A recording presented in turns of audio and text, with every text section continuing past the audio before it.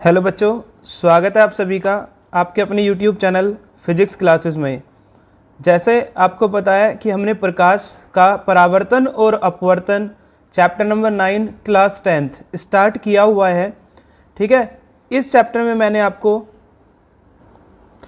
5 class पढ़ा दी है। ये आज आपकी 6ठी क्लास है। इससे पहले हमने दर्पण, उसके न्यूमेरिकल देख लिए थे और अपवर्तन के बारे में हमने पढ़ लिया था। तो आज हम देखते हैं लेंस के बारे में, गोलीय लेंस। तो आज हमारा टॉपिक होगा गोलीय लेंस।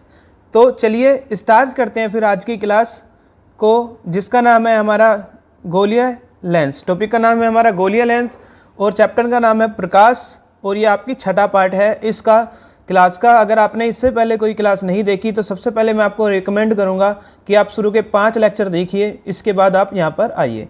चलिए फिर स्टार्ट करते हैं गोलीय लेंस। तो दो तलों से घिरा हुआ पारदर्शी माध्यम जिसका एक या दोनों तल गोलीय होता है लेंस कहलाता है।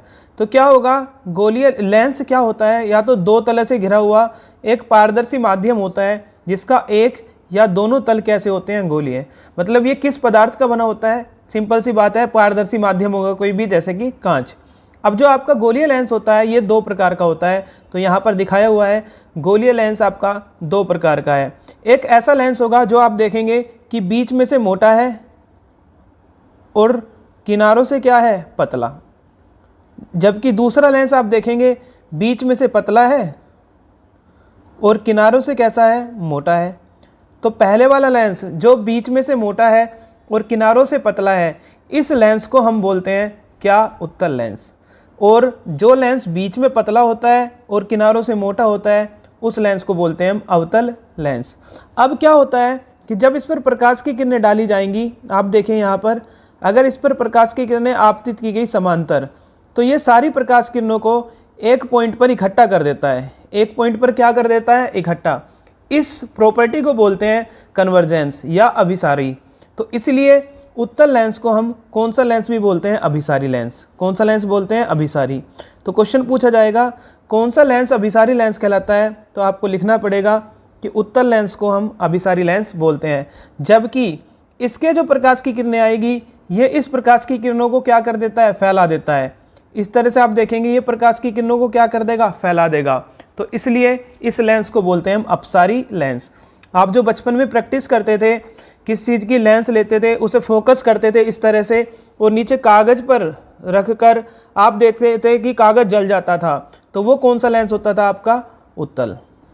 तो उत्तल लेंस की सहायता से हम ऐसा प्रैक्टिकल कर पाते थे, क्योंकि वहाँ पर आप देखते हैं कि सारा का सारा प्रकाश एक बिंदु पर फोकसित हो जाता है और यहीं से वो कागज़ का टुकड़ा जल जाता था।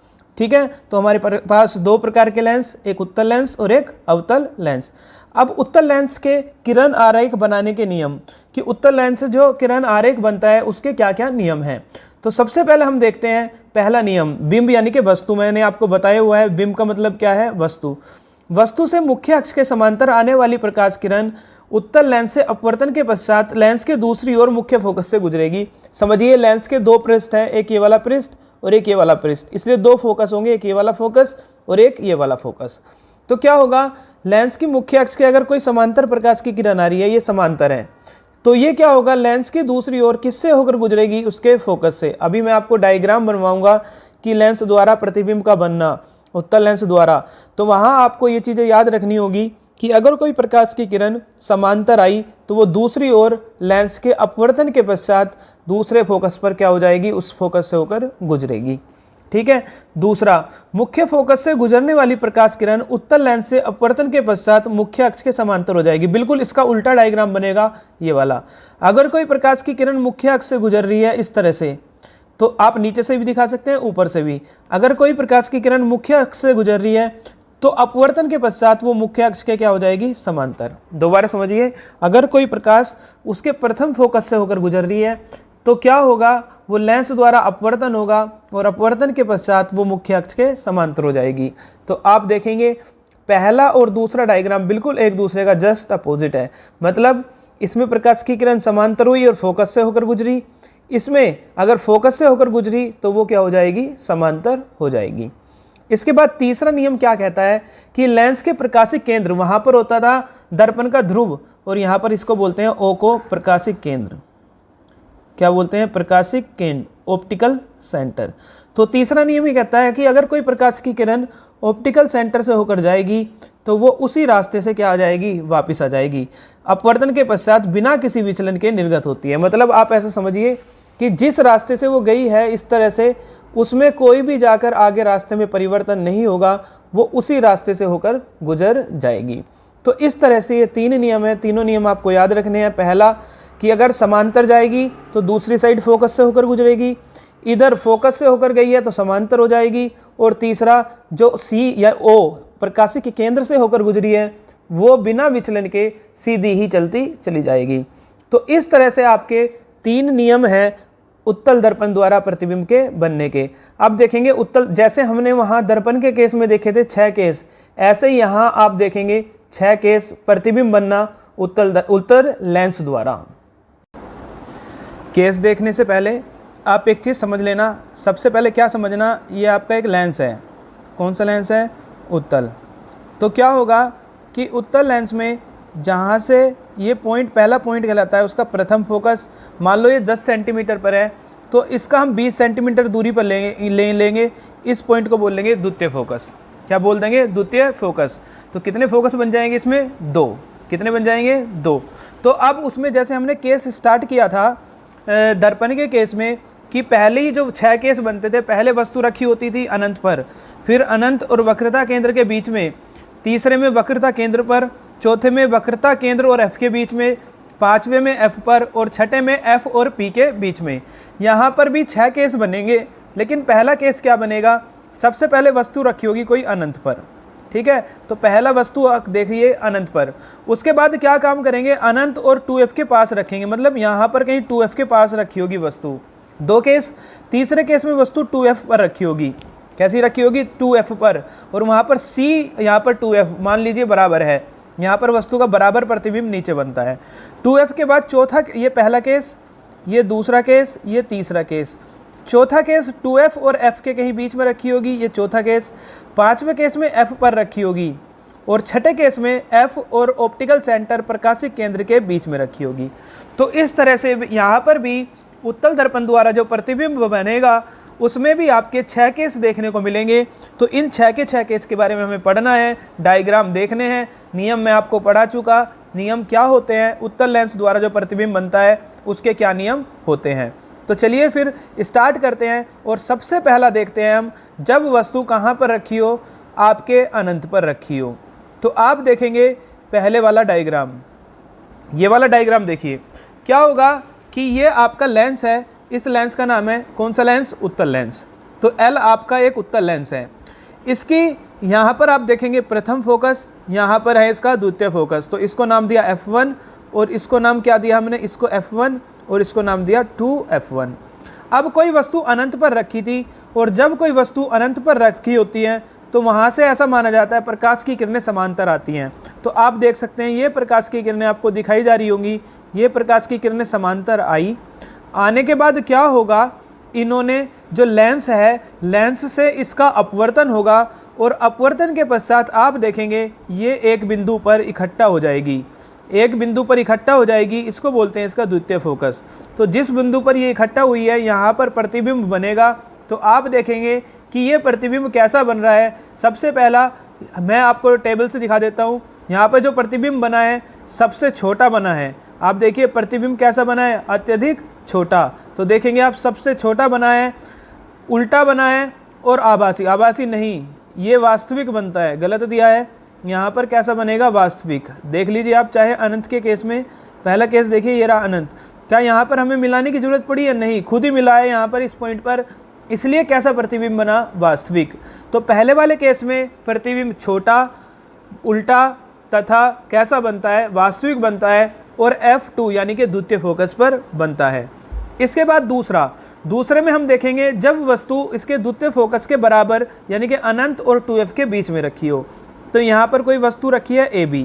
अब इससे मैंने आपको कल समझाया था अभी कुछ देर पहले कि एक वस्तु जो प्रकाश की वस्तु जो मुख्य अक्ष के समांतर चलेगी, वो प्रकाश की किरण फोकस से होकर गुजर जाएगी। तो इस तरह से आप देखेंगे ये किससे होकर गुजर गई, इसके दूसरे फोकस से। दूसरी प्रकाश की किरण किससे होकर जाएगी, इसके प्रकाशिक केंद्र से, और बिना डिफ्लेक्ट हुए सीधे निकल जाएगी। तो आप देखेंगे जहाँ दोनों मिली वहाँ पर इस वस्तु का प्रतिबिंब बना, इसका नाम हमने दे दिया ए डैश, इसका नाम दे दिया बी डैश। तो वो प्रतिबिंब यहाँ बना था, और ये प्रतिबिंब कहाँ बनेगा आपका F2 और 2F2 के बीच में। तो इसलिए हम लिखेंगे कि जो प्रतिबिंब बना है वो छोटा है, वास्तविक है, और वस्तु से क्या है, उल्टा है। तो आप डायग्राम देख सकते हैं, वस्तु थोड़ी बड़ी है और प्रतिबिंब थोड़ा छोटा है, अपने आप मिला है तो वास्तविक है, और कैसा है, वस्तु ऊपर की तरफ रखी हुई है तो प्रतिबिंब कैसा है, नीचे की तरफ बना है, मतलब प्रतिबिंब कैसा बना है, उल्टा। तीसरे केस में अब की बार ये बिल्कुल उसके जैसा है, वक्रता केंद्र के जैसा। जैसे आप दर्पण में वक्रता केंद्र पर रखते थे, यहाँ पर 2F पर रखेंगे। तो जैसे ही आपने वस्तु को 2F पर रखा, ये देखिए वस्तु रखी हुई है 2F पर, पहली प्रकाश की किरण समांतर चलेगी। बहुत आसान है, 2 नियम ही याद रखने हैं। पहली प्रकाश की किरण समांतर चली और उसके द्वितीय फोकस से होकर गुजर जाएगी। दूसरी प्रकाश की किरण, ये द्वितीय फोकस है, दूसरी प्रकाश की किरण इसके प्रकाशिक केंद्र से होकर गुजरेगी। जहाँ दोनों मिलेगी वहाँ पर इसका प्रतिबिंब बनेगा, और यह प्रतिबिंब कहाँ पर बनता है, 2F2 पर। आप देखिए वस्तु इस तरफ आती जा रही है और प्रतिबिंब भी इस तरफ खिसकता जा रहा है। तो आप देखेंगे जो प्रतिबिंब बना है वो अपने आप बना है तो वास्तविक है, वस्तु के बराबर बनता है। यहाँ पर क्या बनता है, बराबर, और कैसा है, उल्टा। वस्तु ऊपर की तरफ रखी है, प्रतिबिंब नीचे की तरफ बनेगा, तथा कहाँ पर बनेगा, 2F2 पर बनेगा, यानी कि द्वितीय फोकस पर दूसरी साइड बनता है। तो इस तरह से हमने 3 समझ लिए। आज ये हमारा चौथा है। चौथे में अब वस्तु 2F और F यानी कि प्रथम फोकस और इसके द्वितीय फोकस दोनों के कहीं बीच में वस्तु रखी है, तो ये वस्तु रखी है दोनों के बीच में। फिर वही कहानी, पहली प्रकाश की किरण कैसी जाएगी, समांतर जाएगी, किससे होकर गुजर जाएगी, द्वितीय फोकस से। और दूसरी प्रकाश की किरण प्रकाशिक केंद्र से होकर जाएगी, जहाँ दोनों मिलेंगे वहाँ पर ये प्रतिबिंब बनाएगी, और ये प्रतिबिंब 2F से और खिसक गया थोड़ा आगे। तो इसका मतलब जो प्रतिबिंब बना है वो अपने आप बना है, तो कैसा प्रतिबिंब है, वास्तविक है। वस्तु ऊपर रखी है, प्रतिबिंब नीचे बना है तो उल्टा है। और वस्तु से आप देखेंगे वस्तु ए भी छोटी है और यहाँ पर कैसा बनता है, प्रतिबिंब बड़ा बनता है, वह 2F से दूर बनेगा। 2F से क्या बनेगा, दूर। तो 2F से क्या बना है, दूर। तो इस तरह से ये 4 डायग्राम हो जाते हैं। 2 डायग्राम आपके बचते हैं। बस कुछ नहीं करना आपको, पहली प्रकाश जहाँ वस्तु वो बोले वहाँ रख देना। पहली प्रकाश की किरण समांतर गुजारना, फोकस से होकर चली जाएगी। दूसरी प्रकाश की किरण O यानी कि प्रकाशिक केंद्र से जाएगी और बिना डिफ्लेक्ट हुए चलती चली जाएगी। अब देखिए ये वाला केस इंपॉर्टेंट है और इसके लास्ट वाला भी, ठीक है, सेम है बिल्कुल। अगर आपको दर्पण का समझ में आ गया होगा तो सेम यहाँ पर आपका किसके लिए है, लेंस के लिए है। अब एक प्रकाश की किरण, हमने वस्तु को रखा प्रथम फोकस पर, एक प्रकाश की किरण समांतर चली और किससे होकर गुजर जाएगी, ये गुजर जाएगी द्वितीय फोकस से। दूसरी प्रकाश की किरण प्रकाशिक केंद्र से होकर गुजरेगी और बिना डिफ्लेक्ट हुए आगे बढ़ती चली जाएगी। तो आप देखेंगे क्या आगे आपको लग रहा है कहीं ये मिलेगी, तो आंसर है नहीं, ये कहीं नहीं मिल रही, कहीं अनंत पर जाकर मिलेगी। तो इस केस में जो प्रतिबिंब बनता है उल्टा तो बनेगा ही, नीचे अनंत पर बनेगा। कैसा बनेगा, अनंत पर। कहीं जाकर मिल जाएंगी तो क्या बनता है, वास्तविक, और वस्तु से क्या बनता है, बड़ा बनता है। और छठा केस देखते हैं हम। ये छठा केस इंपॉर्टेंट है क्योंकि इसमें जो प्रतिबिंब बनता है वो केवल एक ही केस ऐसा है जिसमें उत्तल लेंस द्वारा प्रतिबिंब कैसा बनता है, हमेशा आभासी बनता है। कैसा बनता है, आभासी बनता है। तो इसमें हमने क्या किया, वस्तु रखी है कहाँ पर, F और O के बीच में कहीं वस्तु रखी है। तो पहली प्रकाश की किरण चलेगी सीधी और किससे होकर जाएगी, उसके फोकस से, तो ये फोकस से होकर गुजर गई। दूसरी प्रकाश की किरण वक्रता केंद्र से होकर गुजरेगी इस तरह से। तो आप देखेंगे कि इन दोनों के बीच में लगातार दूरी बढ़ती जा रही है, यानी कि आगे तो जाके छोड़ दीजिए, ये कहीं पीछे मिल रही होगी।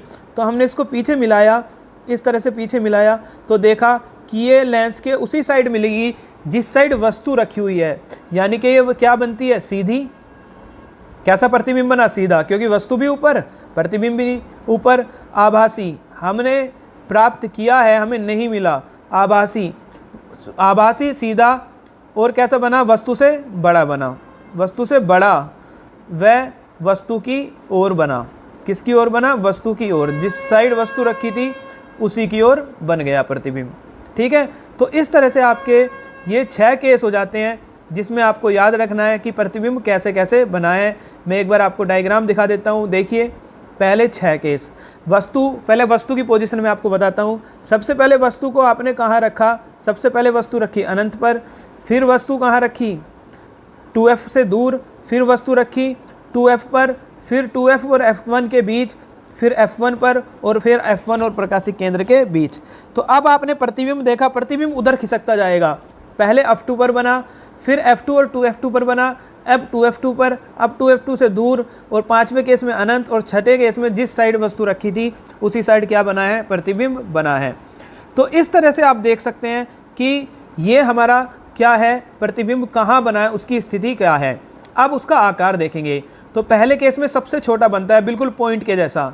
दूसरे केस में उससे थोड़ा बड़ा लेकिन है छोटा वस्तु के कंपेयर में। तीसरे केस में वस्तु के समान आकार का। चौथे केस में बड़ा। 5वें केस में बहुत बड़ा, यानी कि अनंत पर जाकर कहीं बनेगा, बहुत बड़ा बनेगा। और छोटे केस में बहुत बड़ा बनता है, लेकिन अंतर क्या है? यहाँ वास्तविक था, यहाँ आभासी है, यहाँ उल्टा था, यहाँ सीधा है। तो यहाँ आप देखेंगे वास्तविक उल्टा, दूसरे में भी वास्तविक उल्टा, तीसरे में भी वास्तविक उल्टा, चौथे में भी, 5वें में भी। केवल एक केस है छठा जिसमें आभासी और सीधा बनता है। तो यही चीज़ हमने दर्पण में पढ़ी थी, मैंने वहाँ भी आपको समझाया था। आप चाहे तो इसका स्क्रीनशॉट ले सकते हैं या आप इसको नोट कर लेना अच्छे से। इसमें से एक क्वेश्चन आपका हो सकता है कि पूछा जाएगा। ठीक है, तो इम्पोर्टेंट है, आपको रिमेंबर रखना है ये टेबल। ठीक है, मैंने टेबल आपको समझा दी किस तरह से प्रतिबिंब बनता है। अब जो हम टॉपिक देखेंगे वो देखेंगे क्या कि अवतल लेंस द्वारा प्रतिबिंब किस तरह से बनता है। तो सबसे पहले आप देखेंगे ये आपका एक अवतल लेंस है।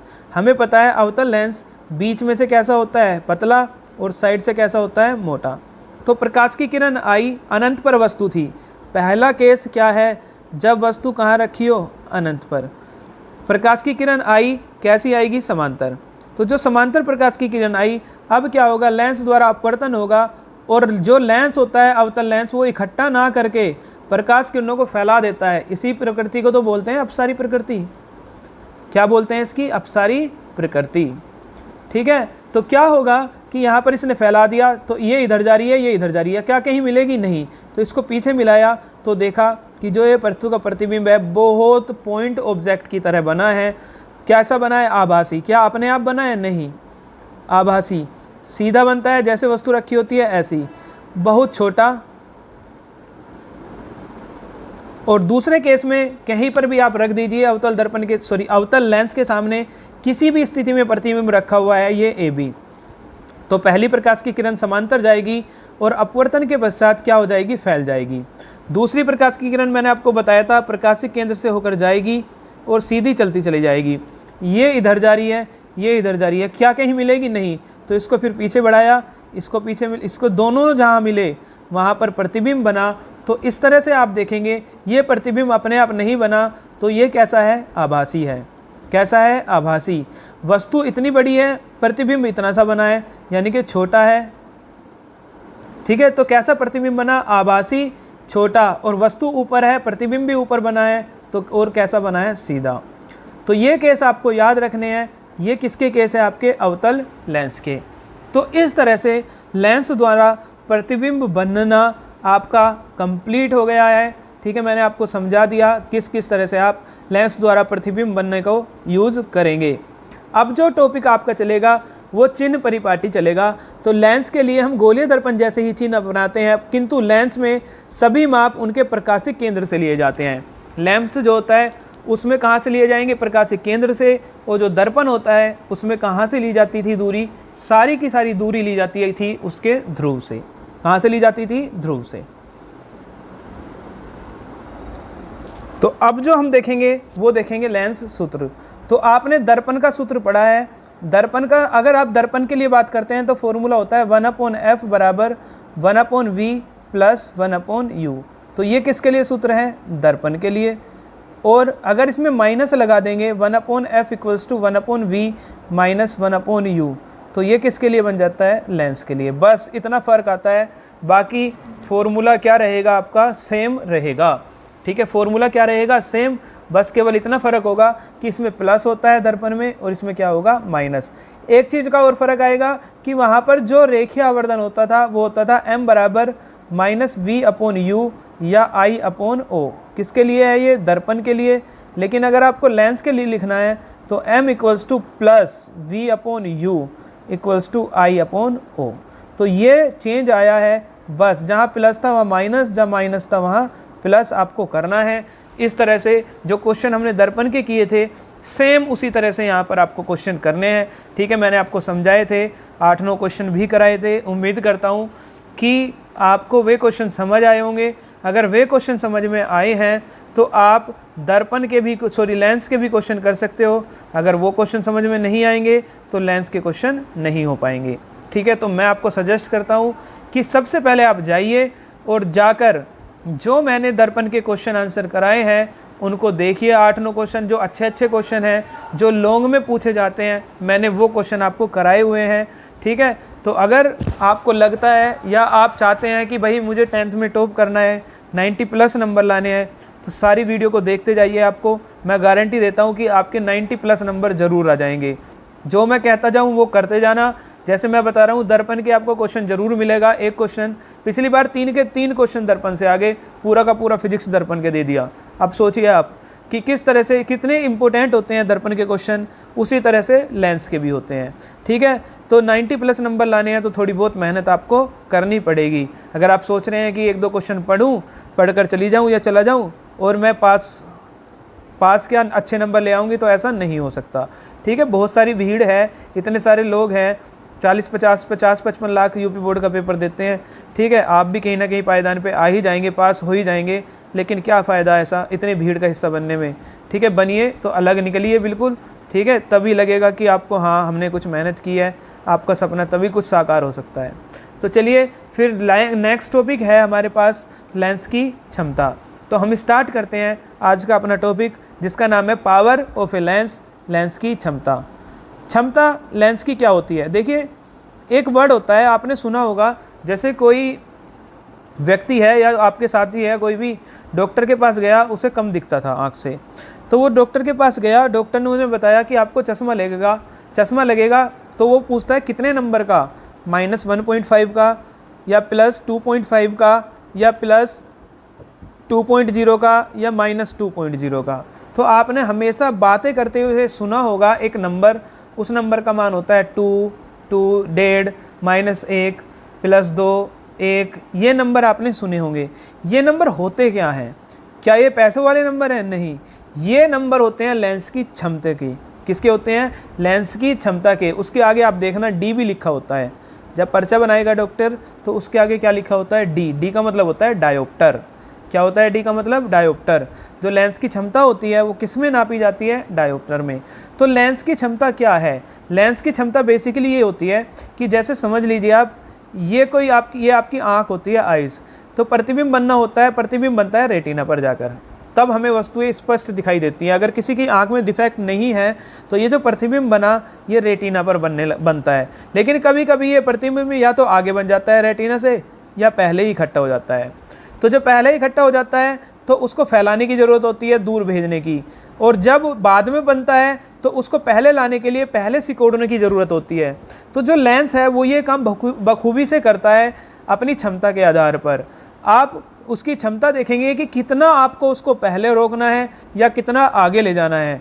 अगर प्रकाश किरणों को फैलाना होगा तो हम यूज करते हैं अवतल लेंस का, और अगर प्रकाश किरणों को पहले ही सिकोड़ना होगा तो हम यूज करते हैं किसका? उत्तल लेंस का। ये आपको पता है कि अवतल लेंस प्रकाश को फैलाने के लिए प्रयोग में लाया जाता है, और जो उत्तल लेंस है वो प्रकाश को एक पॉइंट पर इकट्ठा करने के लिए प्रयोग में लाया जाता है।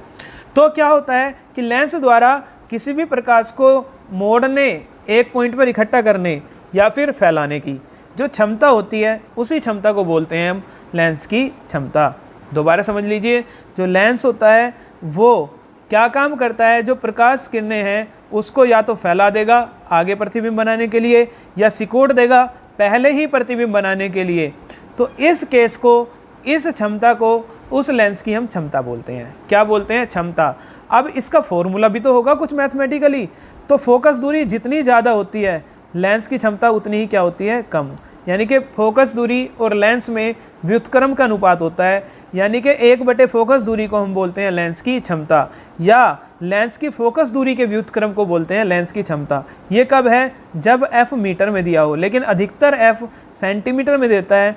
तो p का फॉर्मूला आपको याद रखना है 100/f। p का फॉर्मूला 100/f, और इसका मात्रक क्या होता है? डायोप्टर। ये भी पूछा जाता है, मोस्ट इंपॉर्टेंट है ये क्वेश्चन, आपसे पूछा जाता है कि लेंस की क्षमता का मात्रक क्या होता है, तो आप लिखेंगे डायोप्टर। जिस तरह से आपने वहाँ देखा 3 दर्पण थे, 3 केस थे, उत्तल अवतल। अगर मैं अवतल की बात करता था दर्पण में, तो u v f, अवतल में सारे के सारे कैसे होते थे? नेगेटिव। यहाँ पर भी u नेगेटिव, v भी कैसा होगा अवतल के लिए? नेगेटिव, और f भी कैसा होगा? नेगेटिव। और यहाँ पर उत्तल के लिए क्या होगा? वहाँ पर u नेगेटिव होता था, v और f कैसे होते थे? पॉजिटिव। यहाँ पर भी सेम होगा। तो अगर आपको उसका याद है तो इसके क्वेश्चन मैं फिर बता रहा हूँ आपको, आप आसानी से कर लेंगे। लेकिन अगर आपको दर्पण ही समझ में नहीं आया तो आप ये क्वेश्चन कभी भी चाहकर नहीं कर सकते, ठीक है। इसलिए मैं बार बार आपको रिकमेंड कर रहा हूँ कि सबसे पहले आप देखिए किसको? दर्पण वाली क्लास को, ठीक है। तो चलिए फिर स्टार्ट कर। अब आपने यहाँ देखा फोकस दूरी पॉजिटिव होती है उत्तल लेंस के लिए, तो जो क्षमता है वो भी पॉजिटिव होगी। तो P जो होगा वो पॉजिटिव होगा कौन से लेंस के लिए? उत्तल, क्योंकि F पॉजिटिव होता है। और P कैसा होगा? नेगेटिव, किस लेंस के लिए? अवतल। तो यही मैं आपको बता रहा हूँ, ये भी क्वेश्चन पूछा जाता है कि जो क्षमता होती है वो अवतल लेंस की कैसी होती है? ऋणात्मक। ये क्वेश्चन पूछा हुआ है कई बार। और उत्तल लेंस की कैसी होती है? धनात्मक, ठीक है। तो यहाँ लिखा है लेंस की क्षमता का मात्रक डायोप्टर होता है। क्या होता है? डायोप्टर। तो ये आपको याद रखना है कि लेंस की क्षमता का मात्रक डायोप्टर।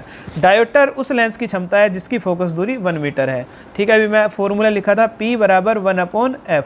तो P को 1 बनाना है तो f कितना होना चाहिए? 1।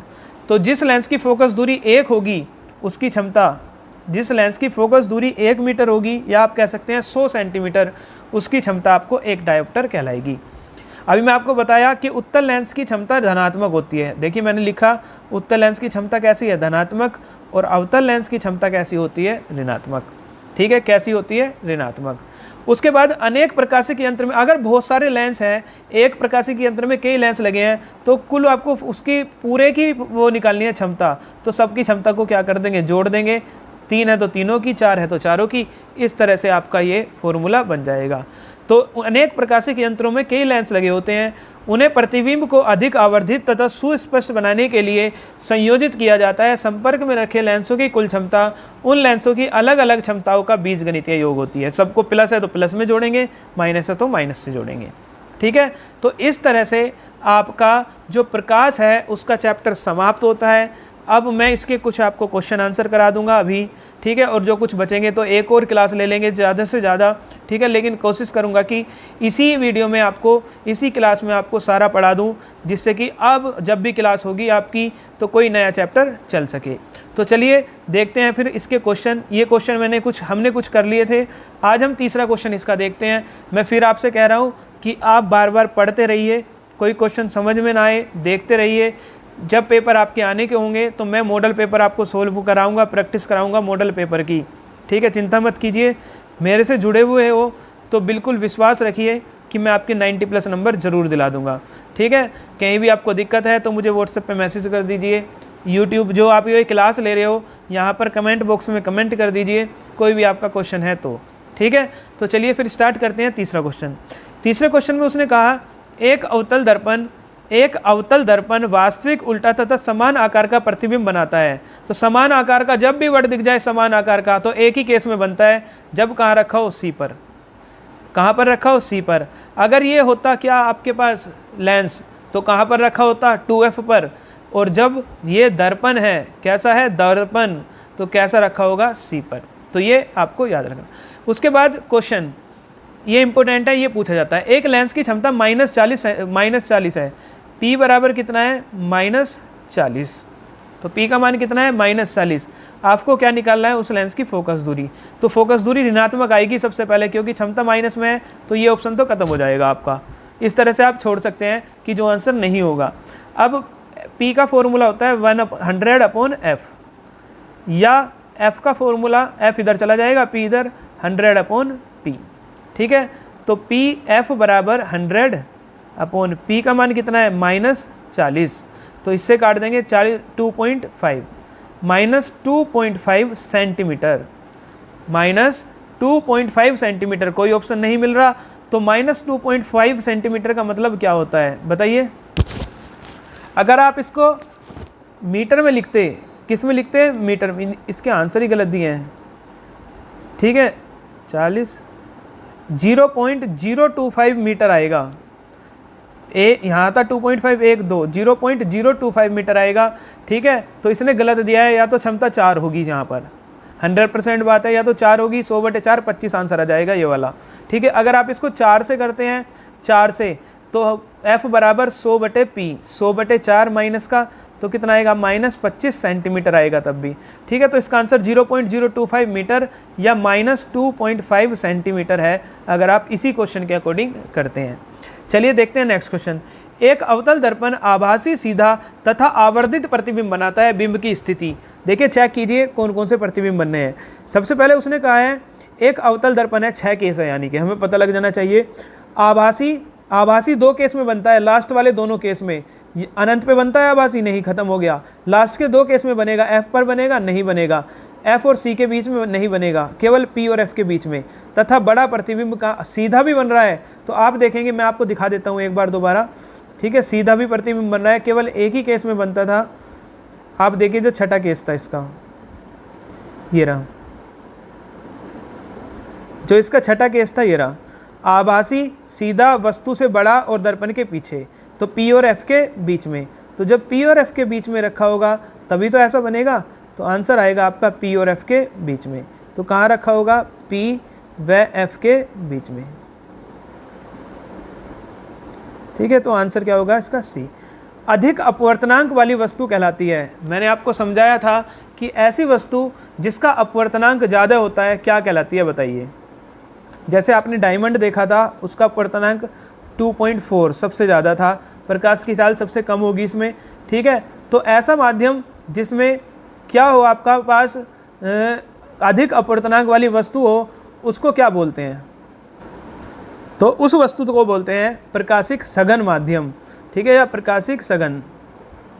ठीक है, प्रकाशिक सघन। उसके बाद किसी प्रकाशिक किसी प्रकाशिक परिघटना के कारण तारे टिमटिमाते हैं। तो तारे किसके कारण टिमटिमाते थे, मैंने बताया एक्चुअल पोजीशन से आपको क्या दिखेगा, इधर उधर वो दिखाई देगा। तो इसमें आंसर तारे के टिमटिमाने का अपवर्तन भी है। क्या है, अपवर्तन भी है। तो यहाँ पर पूर्ण परावर्तन, पूर्ण अपवर्तन, वायुमंडलीय अपवर्तन या वायुमंडलीय परावर्तन, तो आंसर है इसका अपवर्तन होगा, और वो किसका होगा, वायुमंडल का। अगर वायुमंडल वर्ड दिया है, ठीक है, नहीं तो अपवर्तन आप लिखते। तो किसका अपवर्तन होता है, वायुमंडलीय अपवर्तन। समझ लीजिए वायुमंडल अपवर्तन होता क्या है कि जब प्रकाश की किरण, देखिए हमारी जो वायुमंडल की लेयर्स हैं, आपको पता है बहुत सारी लेयर्स हैं, क्षोभ मंडल, समताप मंडल, इस तरह से। तो ये जो लेयर्स होती हैं, कोई लेयर्स ठंडी होती है, कोई लेयर्स गर्म होती है। तो जो वायुमंडल की परतें हैं, कोई ठंडी है, कोई गर्म है। तो इनमें तापमान में अंतर आने के कारण इनमें क्या हो जाता है, कोई सघन प्रदर्शित होती है, कोई विरल, यानी कि 2 माध्यम बन जाते हैं, कभी विरल कभी सघन, कभी विरल कभी सघन। तो इस तरह से जब इनसे होकर प्रकाश आएगा तो वो अपने मार्ग से क्या हो जाता है, विचलित हो जाता है। इसी के कारण हमें तारे टिमटिमाते हुए दिखाई देते हैं। ठीक है, उसके बाद उत्तल लेंस वास्तविक तथा बिंदु साइज का प्रतिबिंब फोकस पर बनाता है। तो बिंब की स्थिति देखिए, उत्तल लेंस बना रहा है वास्तविक। उत्तल लेंस में 2 केस थे। पहले केस में वो बिंदु के जैसे आकार का बना रहा था, जब वो कहाँ पर रखा था, अनंत पर। कहाँ पर रखा था, अनंत पर। देख लीजिए उत्तल, ये रहा पहले वाला, किसके आकार का बना रहा है, बिंदु के आकार का। कब, जब कहाँ पर रखा हो, अनंत पर। ठीक है, तो अगर अनंत पर रखा होगा तो बिंदु के आकार का प्रतिबिंब बनाएगा। उसके बाद लेंस की क्षमता का मात्रक है। मुझे लगता है कि सभी इसको बता देंगे कि लेंस की क्षमता का मात्रक क्या होता है आपके पास, डायोप्टर। क्या होता है, डायोप्टर। ये क्वेश्चन हम पहले ही देख चुके थे। उसके बाद कुछ और क्वेश्चन जो नहीं करे थे वो ही करेंगे। गोलीय दर्पण जिसका परावर्तक पृष्ठ अंदर की ओर, जो परावर्तन होता है अंदर की ओर से होता है, इस वाले ओर से, तो अर्थात गोले के केंद्र की ओर वक्रित होता है, इस दर्पण को क्या बोलते हैं, अवतल दर्पण। क्या बोलते हैं, अवतल दर्पण। ठीक है, ये भी हो गया, ये भी आ। प्रकाश की किरणें हमेशा में गति करती है, प्रकाश की किरणें हमेशा किस में, पता नहीं क्या पूछ रहा है। ठीक है, चलिए उसके बाद देखिए दर्पण वाले मैंने सारे क्वेश्चन आपको करा दिए, ये भी करा दिया। ठीक है, दर्पण वाले सब करा दिए। अब लेंस वाले क्वेश्चन करने हैं बस यहाँ पर, अगर होंगे तो। ठीक है, लेंस वाले कोई क्वेश्चन नहीं है यहाँ पर, तो कोई एक क्वेश्चन मैं आपको, कोई भी क्वेश्चन देखता हूँ। प्रकाशिक अपवर्तन के नियम लिखिए, लिख सकते हैं आप। लेंस की क्षमता से क्या अभिप्राय है, यहाँ लिखेंगे फोकस दूरी के व्युत्क्रम को लेंस की क्षमता बोलते हैं। इसका मात्रक क्या होता है, डायोप्टर। एक विद्यार्थी 40 सेंटीमीटर तथा 20 सेंटीमीटर फोकस दूरी वाले लेंस का प्रयोग करता है। प्रत्येक लेंस की प्रकृति तथा लेंस क्षमता ज्ञात कीजिए। देखिए, एक की फोकस दूरी है कितनी, 40 सेंटीमीटर, दूसरे की फोकस दूरी कितनी है, 20 सेंटीमीटर। लेंस का प्रयोग करता है, प्रत्येक लेंस की प्रकृति, तो उसने पूछा है प्रकृति, यानी कि पॉजिटिव है तो कैसी प्रकृति होगी, तो आप लिखेंगे कैसा लेंस होगा, उत्तल लेंस। अगर माइनस होता तो अवतल। और क्षमता निकालेंगे P1 पहले की 100/F, P बराबर क्या आएगा, 100/F। पहले की निकालेंगे 100/40, तो कितना आएगा 2.5 डायोप्टर। और दूसरे की निकालेंगे कितना आएगा 100 इसके लिए F कितना है 20, तो कितना आएगा +5 डायोप्टर। तो इस तरह से आपके ये क्वेश्चन हो जाएंगे। सारे क्वेश्चन मैं आपको बता रहा हूँ, सारे क्वेश्चन कर लेना। एक बिंब 30 सेंटीमीटर फोकस दूरी वाले अवतल लेंस से 15 सेंटीमीटर दूरी पर स्थित है। लेंस द्वारा बनने वाले प्रतिबिंब के 4 लक्षण बताने हैं आपको। ठीक है, तो इसमें आप लिखेंगे कौन सा लेंस है, अवतल। कौन सा लेंस है, अवतल। अवतल लेंस में क्या आपको मैंने बताया था कि अवतल लेंस है तो क्या चीज़ें पॉजिटिव होगी, क्या नेगेटिव, बताइए। अगर अवतल लेंस है तो क्या होगा, पहले तो U लिखिए। U कितना दिया है, एक बिंब 3 सेंटीमीटर फोकस दूरी वाले अवतल लेंस से 15 सेंटीमीटर दूरी पर है। वस्तु रखी है तो -15, फोकस दूरी कितनी है 30 सेंटीमीटर। अवतल है तो अवतल के लिए सारी चीज़ें माइनस में होती है, तो ये माइनस, तो V निकालना है आपको। फॉर्मूला आप क्या लगाएंगे, 1/F बराबर 1/V माइनस 1/U। तो 1/F -30 बराबर 1/V निकालना है, माइनस लेंस के लिए माइनस, दर्पण के लिए प्लस 1/U। इसलिए ऐसा करा रहा हूँ क्योंकि ये क्वेश्चन मैं करा चुका सब। -1/30 ये प्लस हो जाएगा, उधर लाएंगे -1/15 बराबर 1/V। तो 1/V का मान आ गया 15 और 30 कैल्शियम 60, 30 दूनी 7, 15 चौका 60। तो V का मान आ जाएगा 6/60, 1/10, तो कितना आ गया -10 सेंटीमीटर। तो V 10 सेंटीमीटर बना, वस्तु 15 सेंटीमीटर पर रखी थी। ठीक है, तो इस तरह से एक क्वेश्चन देखना छठा, ये क्वेश्चन मैं कराना चाह रहा था, इंपॉर्टेंट क्वेश्चन है। वायु के सापेक्ष कांच तथा जल के निरपेक्ष अपवर्तनांक। जो वायु के सापेक्ष तो ANG सापेक्ष किसका, कांच का, कितना है 3.2, 3/2 होना चाहिए, चलिए लिख लीजिए। 3.2 तो हो ही नहीं सकता, 3/2 है ये, और ये 4/3। ठीक है, कितना है 3/2। और जल का AN, जल को लिखेंगे W से, कितना है 4/3।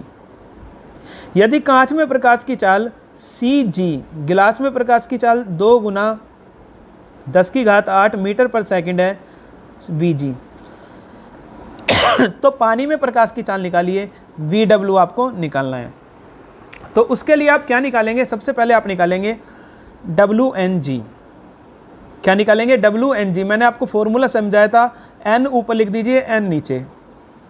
ठीक है, बाद वाला ऊपर और पहले वाला नीचे, और दोनों एयर के रेस्पेक्ट में, अगर अपवर्तनांक में लिखना है। और अगर चाल में लिखना है तो V नीचे V ऊपर। इसमें पहले वाला ऊपर आता है और बाद वाला नीचे। बाद वाला क्या आता है, नीचे। तो इन दोनों का यूज करके आप निकाल देंगे जो जो दिया है।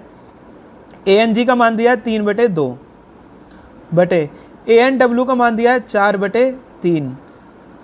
VW निकालना है और VG का मान दिया है 2 × 10⁸। अब मल्टीप्लाई कैसे करते हैं, सबसे ऊपर की सबसे नीचे, बीच की बीच में। तो 3 की 3 में कितना आ जाएगा 9, 4 की 2 में कितना आ जाएगा 8 बराबर VW बटे 2 × 10⁸। इसकी मल्टीप्लाई इधर हो जाएगी, तो VW बराबर 9 गुना 2 गुना 10 की घात 8 और किससे भाग हो जाएगा 8 से। 9 दूनी 18/8 यानी कि 9/4। तो 9/4 गुना 10 की घात 8 यानी कि 2.4 दूनी 8 4 दूनी 8 10 4 दूनी 8 2 20 4 5 20 2.25 इंटू 10⁸ मीटर पर सेकंड होगी किसमें, पानी में आपकी किसकी चाल, प्रकाश की चाल। तो ये क्वेश्चन मैं आपको कराना चाह रहा था, इंपॉर्टेंट है, इस क्वेश्चन को आप देख लेना, ठीक है। ना समझ में आई तो पूछ लेना आप। इस तरह से मैं ये चैप्टर अब समझता हूँ कि कंप्लीट हो गया। एक और क्वेश्चन देखिए, 3 माध्यमों ए बी सी का अपवर्तनांक, एक का अपवर्तन 1 है, एक का 3 है, एक का 1.5 है, ये 4 दे रखे हैं। दोबारा समझ, ये या तो 3 माध्यमों ए बी और सी का अपवर्तनांक, देखो इसको पॉइंट मान लीजिए, ये 1.3 है, ये 1.5, ये 1.4 है। इसमें से किस माध्यम में प्रकाश की चाल सबसे अधिक होगी और किस में सबसे कम। एक है ए का अपवर्तनांक है 1.3, बी का अपवर्तनांक है 1.5 और सी का अपवर्तनांक है 1.4। तो अपवर्तनांक का फॉर्मूला होता है C/V। सी तो नियत है आपका 3 गुना 10 की घात 8, तो n का वेरीज करता है 1/V पर। मतलब ये है कि जिसके लिए n ज़्यादा होगा उसके लिए उसमें चाल कम होगी। जैसे हीरा, मैंने आपको एग्जाम्पल बताया था, हीरे में सबसे ज़्यादा अपवर्तनांक होता है तो प्रकाश की चाल सबसे कम होती है, ठीक है। तो आप देखेंगे कि जिसका अपवर्तनांक सबसे ज़्यादा, कौन सा है सबसे ज़्यादा वाला, बी वाला, जिसका अपवर्तनांक सबसे ज़्यादा होगा उसमें v सबसे कम होगी, तो इसके लिए v क्या होगी, सबसे कम। और जिसमें अपवर्तनांक सबसे कम उसके लिए v सबसे ज़्यादा होगा। तो प्रकाश की चाल सबसे कम होगी b में और सबसे ज़्यादा किस में होगी, a में। तो ये क्वेश्चन भी पूछा हुआ है, इसलिए मैंने आपको करा दिया, ठीक है। तो ये क्वेश्चन अभिसारी लेंस किसे कहते हैं ये आप कर लोगे, ठीक है। तो ये क्वेश्चन आप कर लेना। और देख लेना, यदि बिंब उत्तल लेंस के फोकस पर है, कोई वस्तु है उत्तल लेंस के फोकस पर रखी है, तो प्रतिबिंब कहाँ बनेगा, उसी साइड बनेगा और बड़ा बनेगा। और उत्तल लेंस में दूसरे वाला केस आप दिखा देना। 15 का बी, 15 का ए देखना। एक लेंस की क्षमता 1 डायोप्टर है, तो फोकस दूरी होती है 100/p। तो 100 p कितना दिया है 1, तो कितने सेंटीमीटर आ जाएगा, 1 सेंटीमीटर, या आप लिख सकते हैं 1 मीटर।